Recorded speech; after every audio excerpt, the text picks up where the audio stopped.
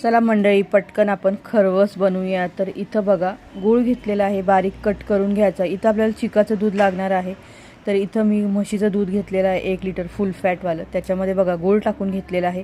गूळ व्यवस्थित असा मिक्स करून घ्यायचा आपल्याला, आणि त्याच्यामध्ये आपण जे चिकाचं दूध घेतलेलं आहे तर ते घ्यायचं आहे। तर ते दूध आपल्याला कमीच वापरायचं असतं। तर इथं बघा अर्धा कप इथं चिकाचं दूध वापरलेलं आहे।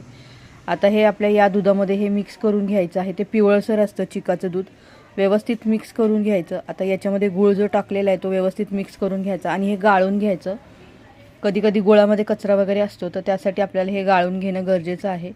तर आता इथं बघा गुळाचे कण राहिलेले आहेत, ते सुद्धा मी व्यवस्थित मिक्स करून घेतले। आता इथं कुकरच्या डब्यामध्ये ठेवायचं आणि कुकरच्या साधारण 3-4 शिट्ट्या करून घ्यायच्या। 3-4 शिट्ट्या झाल्याच्या नंतर आता बघू शकता आपला इथं असा खरवस आहे ना तयार झालेला आहे। तर हा ओरिजिनल आहे खरवस। इन्स्टंट खरवस तो असतो तो वेगळा असतो आणि हा ओरिजिनल आहे। म्हणजे याची चव आणि त्याची चव फार वेगळी असते। बघू शकता मस्त इथं अशा वड्या तयार झालेल्या आहेत। तर कसा वाटला व्हिडिओ नक्की कळवा। बाय।